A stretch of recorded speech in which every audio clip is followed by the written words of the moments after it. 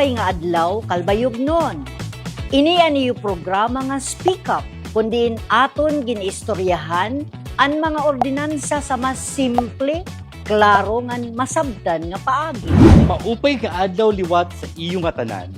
Ako ang iyo Vice Mayor Rex M. Daguman, ngan upod ko si Mana Dayday para sa usang importante na topic yan na, ang aton Data Privacy Ordinance.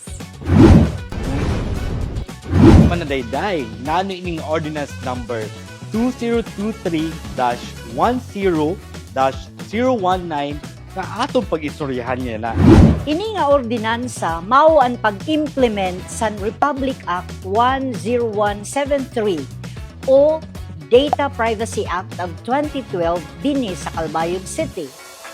Simple la ang tuyo, protektahan ang personal nga impormasyon san kada kalbayognon. So di nila ini para sa gobyerno, kundi para sa tanan. Oo, Vice.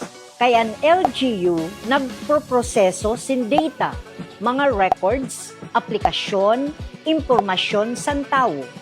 Kinahanglan ini may proteksyon, respeto ngan klaro nga paggamit. Nalo ang pinaka-basic nga rules sini nga ordinansa. May tulo nga importante: transparency, legitimate purpose ngan proportionality. Karuyag sigmon, dapat klaro ang paggamit, may rason ngan diri sobra. May nabasa ak na kinahanglan may data protection officer. Tama. Ang kada opisina kinahanglan may DPO. Sira ang nagtitigaman nga nasusunod ang data privacy rules ngan safe ang impormasyon sa mga tawo. Nanuman ini nga privacy impact assessment.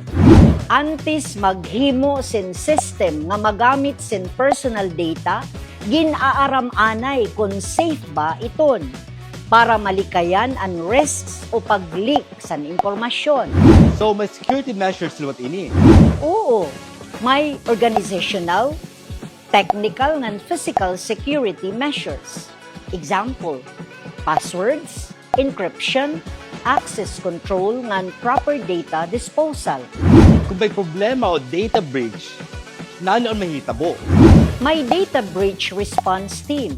Siraan mag-a-assess, magre-responde ngan magno-notify sa National Privacy Commission ngan affected persons kung kinahanglan.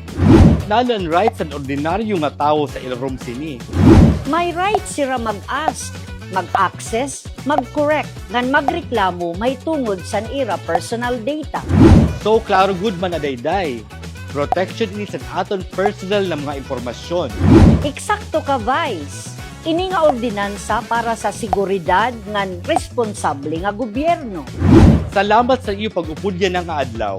Hinumdumi ang data privacy para sa aton nga tanan.